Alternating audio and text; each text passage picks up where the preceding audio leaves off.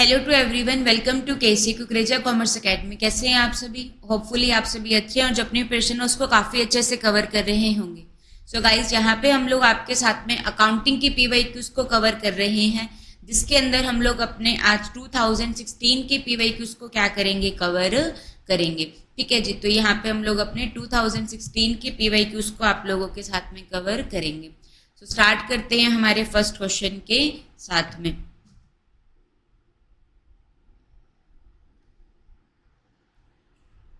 सो देखिए, आप लोगों के पास में जो फर्स्ट क्वेश्चन है ये किस चीज के बारे में बात कर रहा है।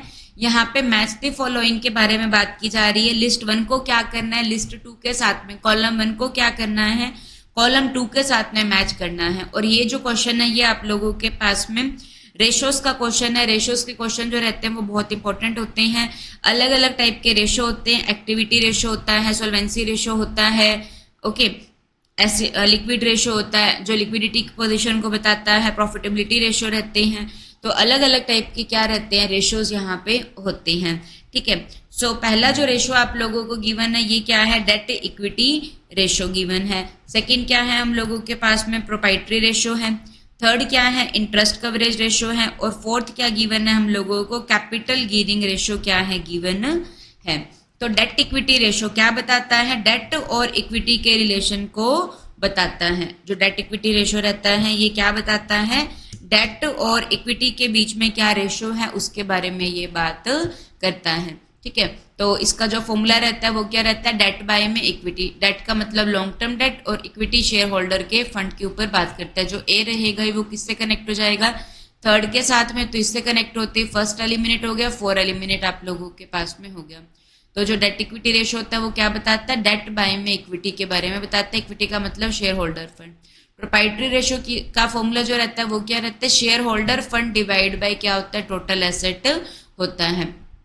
जो बी होगा वो किससे कनेक्ट हो जाएगा, 4 से। प्रोप्राइटरी रेशो का फॉर्मूला क्या होता है, share holder fund divide by total asset होता है।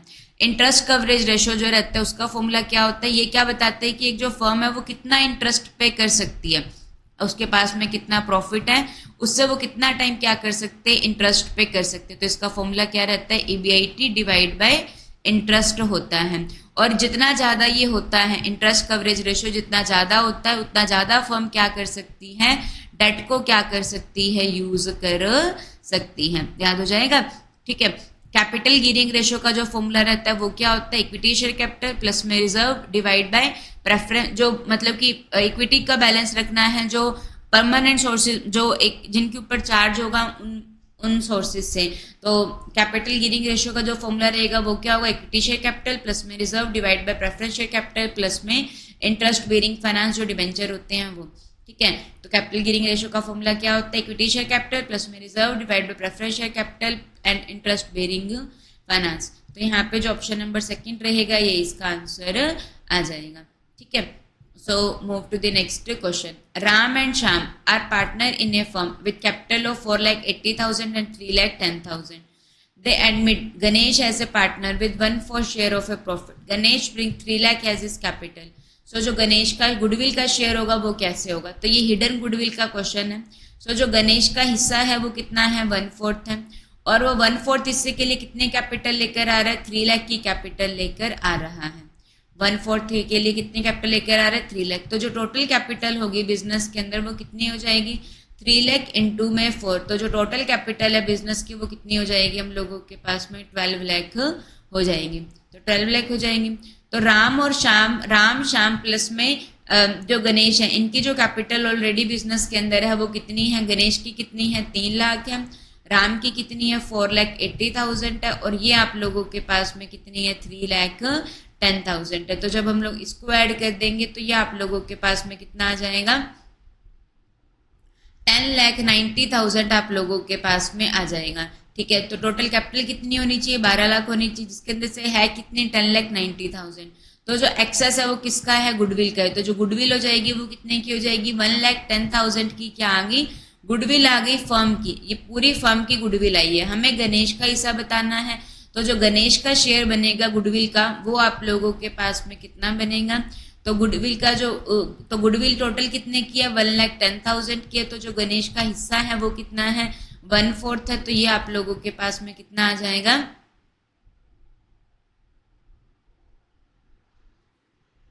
27,500 आ जाएगा। सो ऑप्शन नंबर जो सेकंड रहेगा ये इसका आंसर हो जाएगा।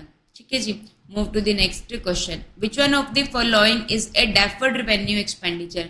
सो डेफर्ड रेवेन्यू एक्सपेंडिचर ऐसा एक्सपेंडिचर जो है तो रेवेन्यू नेचर का, मतलब कि जिस जो है तो रेवेन्यू नेचर का, बट जिसका जो बेनिफिट होता है वो क्या होता है, मोर देन 1 ईयर में रिसीव होता है, तो वो क्या कहलाता है, डेफर्ड रेवेन्यू एक्सपेंडिचर होता है।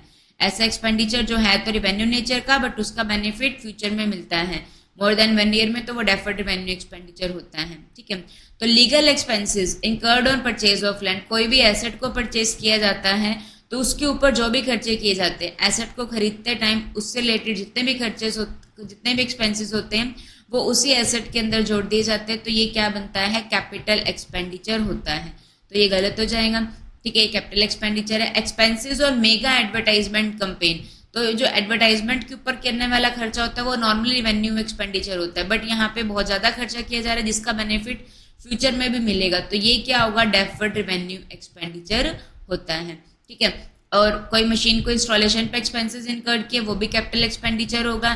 ठीक है। वेजेस पे की गई, नॉर्मली अगर वेजेस पे की जाती है तो वो रेवेन्यू एक्सपेंडिचर होता है, बट ये रूम की कंस्ट्रक्शन के लिए की गई तो एसेट के साथ में जुड़ा हुआ खर्चा, तो ये कैपिटल एक्सपेंडिचर हो जाएगा। तो जो ऑप्शन नंबर सेकंड है ये इसका आंसर आ जाएगा। Move to the next question. The amount of depreciation. Depreciation क्या होता है, जब फिक्स्ड टेंजिबल एसेट्स की वैल्यू जो रहती है वो क्या होती रहती है, कम होती है। जब फिक्स्ड टेंजिबल एसेट्स की वैल्यू कम होती है तो वो क्या कहलाता है, डेप्रिसिएशन होता है। तो the amount of depreciation charge to profit और loss account very every year. तो जो अमाउंट ऑफ डेप्रिसिएशन है वो चेंज होती रहती है, तो किसके अंदर डेप्रिसिएशन की अमाउंट जो रहती है वो चेंज होती है, under the diminishing balance method, या फिर जिसको क्या कहा जाता है, रिटर्न डाउन वैल्यू मेथड भी कहा जाता है।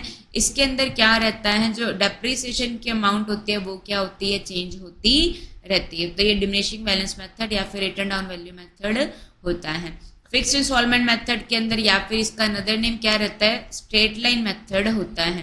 तो यहाँ पे क्या रहता है, जो अमाउंट ऑफ डेप्रिसिएशन रहती है वो क्या रहती है, हर साल क्या रहती है, सेम होती है। ठीक है। फिक्स्ड इंस्टॉलमेंट में डेप्रिसिएशन जो रहता है वो सेम रहता है, और लेकिन डिमिनिशिंग के अंदर जो होता है वो क्या होता रहता है, चेंज होता रहता है। ठीक है। और फिक्स्ड इंस्टॉलमेंट मेथड में डेप्रिसिएशन जो रहता है वो सेम रहता है। ठीक है। और वो जीरो भी हो सकता है।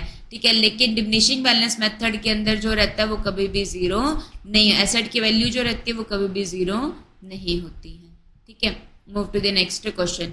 To become a director in a company. Company के अंदर जो ओनर होते हैं वो कौन होते हैं, शेयर होल्डर होते हैं। ओनरशिप किनके हाथों में होती है, शेयर होल्डर के हाथों में होती है। और मैनेजमेंट कौन करते हैं, डायरेक्टर करते हैं। तो डायरेक्टर बनने के लिए एक पर्सन के पास में क्या होना चाहिए, डिन होना चाहिए, डायरेक्टर आइडेंटिफिकेशन नंबर होना चाहिए। मैनेजमेंट में, कंपनी में ओनरशिप शेयर होल्डर के हाथ में होती है, मैनेजमेंट कौन करते हैं, डायरेक्टर करते हैं। Move to the next question. Provision for taxation. Provision बनाया गया तो ये प्रोविजन के अंदर आएगा। तो प्रोविजन फॉर टैक्सेशन ये प्रोविजन का पार्ट होगा, तो ये 4 से कनेक्ट होती है, 3rd और 4 एलिमिनेट हो गया, 50-50 आ गया। सन्डी डेटर। डेटर क्या होता है, जिनसे हम लोगों ने पैसा कलेक्ट करना है, ये क्या होता है, करंट एसेट होता है। करंट एसेट वो एसेट जिसको विद इन 1 ईयर कैश में रियलाइज कर लिया जाएगा, वो करंट एसेट्स होती है। तो जो सी होगा वो 1 से कनेक्ट हो जाएगा, तो ऑप्शन नंबर फर्स्ट जो रहेगा ये इसका आंसर हो जाएगा। लाइफ स्टॉक जो एनिमल वगैरह होते हैं ये फिक्स एसेट होती है। इंटरेस्ट एक्यूर्ड होने अनसिक्योर्ड लोन, तो ये अनसिक्योर्ड लोन रहता है। तो ऑप्शन नंबर जो फर्स्ट होगा ये इसका आंसर हो जाएगा। ठीक है। Move to the next question. ABC are partner, profit sharing ratio in the ratio of 4:3:2। D को मिलाया उन्होंने 1/8 शेयर के लिए, तो what will be the new profit sharing ratio. तो देखिए, तो यहाँ पे जो डी है उसका जो रेशियो है वो कितना है, 1/8 है। तो जो टोटल होता है वो कितना होता है, 1 होता है। तो जो रिमेनिंग शेयर आएगा वो आप लोगों के पास में कितना आ जाएगा, डी अगर 1/8 ले लेता है तो रिमेनिंग कितना हो जाएगा, 1 - 1/8। तो रिमेनिंग शेयर कितना हो जाएगा, 7/8 आ जाएगा। कितना आ गया, 7/8 आ गया।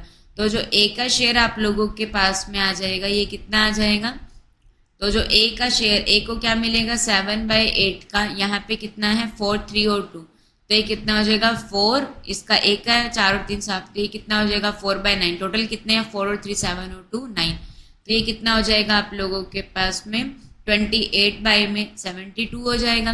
जो बी का शेयर आ जाएगा वो कितना आ जाएगा आप लोगों के पास में 7 बाय 8 का 3 बाय 9 आ जाएगा। तो ये कितना आ जाएगा 21 बाय में 72 आ जाएगा। और जो सी का शेयर आएगा वो कितना आ जाएगा आप लोगों के पास में 7 बाय 8 का 2 बाय 9। तो ये कितना आ जाएगा 14 बाय में 72 आ जाएगा। तो यहाँ पे तीनों के चारों के बीच का जब रेशो हम लोग निकालेंगे तो ये कितना हो जाएगा 28:72, 21:72, 14 डिवाइड बाय 72 और जो डी रहेगा वो कितना हो जाएगा 1/8। तो ये जो रेशो आ जाएगा वो कितना आ जाएगा 28, 21 और 14 और 9, 8 में 72। तो ये आप लोगों के पास में ऑप्शन नंबर जो सेकंड हो जाएगा ये इसका आंसर आ जाएगा। क्लियर हो गया। So move to the next question. देखिए क्या लिखा हुआ है आप लोगों के पास में, from the following information find out the number of unit that must be sold by the firm to earn profit of 80,000। So 80,000 का प्रॉफिट अर्न करना है तो उसके लिए कितने नंबर ऑफ यूनिट को बेचा जाए।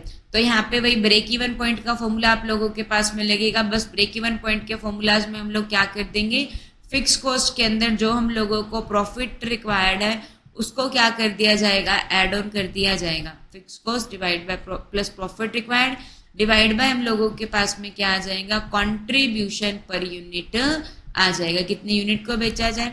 ठीक है, तो जो फिक्स कॉस्ट है तो फिक्स्ड फैक्ट्री ओवरहेड और फिक्स सेलिंग कॉस्ट।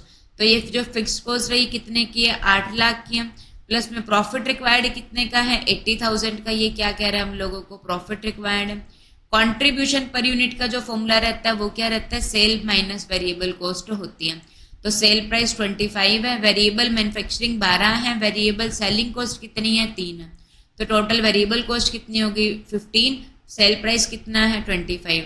तो ये आप लोगों के पास में जो कंट्रीब्यूशन आ जाएगा वो कितना आ जाएगा, तो कंट्रीब्यूशन का फॉर्मूला जो रहता है वो क्या रहता है, sale minus variable cost per unit होगा। सेल कितने की 25 की है, वेरिएबल कॉस्ट कितने की आप लोगों के पास में 15 की है। तो कंट्रीब्यूशन पर यूनिट कितने का आ जाएगा 10 का आ जाएगा।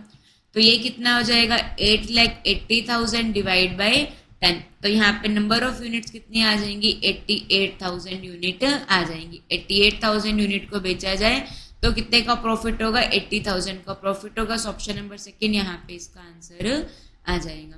ठीक है, move to the next question. Which one of the following is not a cash inflow. तो इसमें से क्या कैश इनफ्लो नहीं है, क्या कैश इनफ्लो नहीं है। देखिए decrease in A debtor creditor, decrease in A creditor, creditor decrease हो गई। क्रेडिटर जिनको हमने पेमेंट करनी है तो हमने पेमेंट कर दी, तो पेमेंट कर दी तभी तो वो डिक्रीज हुए ना। तो इससे क्या हुआ, कैश का आउटफ्लो होगा। क्रेडिटर कौन हो गए, जैसे कि कोई पर्सन जिसको सैलरी पे करनी थी, पे कर दी, क्रेडिटर थे वो उनको पैसा दे दिया, तो वो दे दिया ना तो कैश आउटफ्लो हो जाएगा ना।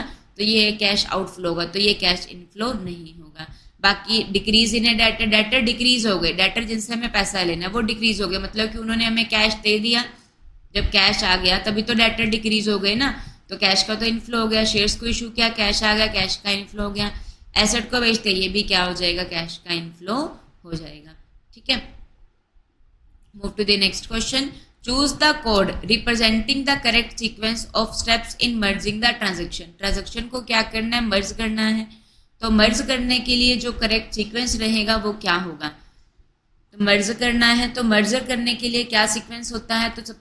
तो यहाँ पे क्या लिखा हुआ है, screening and investigation of the merger proposal. जो मर्जर प्रपोजल उसकी स्क्रीनिंग एंड इन्वेस्टिगेशन करना, सेंट्रल गवर्नमेंट की अप्रूवल होना, approval of respective high court, negotiation stage, approval of proposal by board of director. तो सबसे पहले क्या होगा, जो भी मर्जर किया जा रहा है उसको देखा जाएगा, जो प्रपोजल है मर्जर करना है उसकी स्क्रीनिंग की जाएगी, इन्वेस्टिगेशन होगा, फिर नेगोशिएशन किया जाएगा, उसके बाद में प्रपोजल की जाएगी बोर्ड ऑफ डायरेक्टर के द्वारा, then after respective high court उसको अप्रूवल देगा, उसके बाद में सेंट्रल गवर्नमेंट की अप्रूवल आएंगे।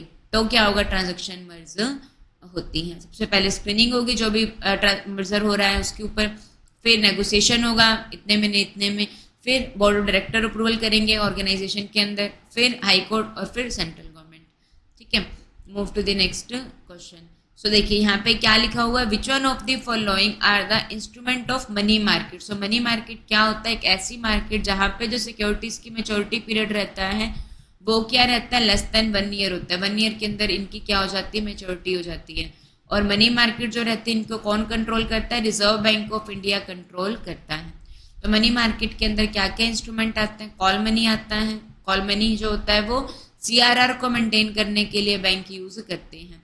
कमर्शियल बिल होते हैं, जब क्रेडिट के ऊपर परचेज की जाती है तो कमर्शियल बिल होते हैं। इंडस्ट्रियल सिक्योरिटीज मार्केट ही कैपिटल मार्केट के अंदर आता है, तो ये मनी मार्केट में नहीं होगा। शॉर्ट टर्म लोन हो गया। ट्रेजरी बिल कौन इशू करता है, RBI इशू करता है on the behalf of central government और द स्टेट गवर्नमेंट। तो जो सिक्योरिटीज मार्केट है इसको हटा दीजिए, बाकी जो 1, 2, 4 एंड 5, तो ऑप्शन नंबर जो फर्स्ट रहेगा, अच्छा शॉर्ट टर्म लोन मार्केट, अच्छा लोन है बच्चा, लोन भी जो रहेगा वो किसका पार्ट होगा, कैपिटल मार्केट का पार्ट बन जाएगा। शॉर्ट टर्म लोन, लोन पढ़ानी मैंने, तो ये 1 to 5 जो रहेगा ये इसका आंसर हो जाएगा। तो मनी मार्केट में क्या क्या आता है, कॉल मनी आते हैं, कमर्शियल बिल आते हैं, ट्रेजरी बिल आते हैं। एक आप लोगों के पास में सर्टिफिकेट ऑफ डिपॉजिट भी क्या होते हैं, इसी का ही पार्ट होते हैं।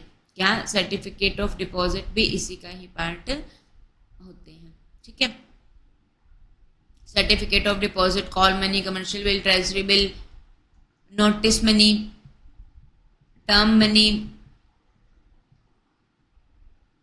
कमर्शियल पेपर, एक कमर्शियल पेपर भी होता है, कमर्शियल बिल है ना, और एक कमर्शियल पेपर भी होता है जिसका यूज फ्लोटेशन कॉस्ट को पूरा करने के लिए किया जाता है। सो ये भी मनी मार्केट का ही पार्ट होता है। ठीक है, move to the next question. AS6 जो रहता है वो किसके ऊपर अप्लाई होगा, जो AS6 होता है वो एसेट की डेप्रिसिएशन के ऊपर क्या होता है, अप्लाई होता है। जब फिक्स एसेट्स की वैल्यू कम होती है तो वो क्या कहलाता है, डेप्रिसिएशन। तो इसके ऊपर क्या अप्लाई होता है, आप लोगों का AS6 अप्लाई होता है। ठीक है, तो ये था हमारा अभी का सेशन। होपफुली आपको चीजें समझ में आई हैं, क्लियर हुई हैं। So thank you to everyone.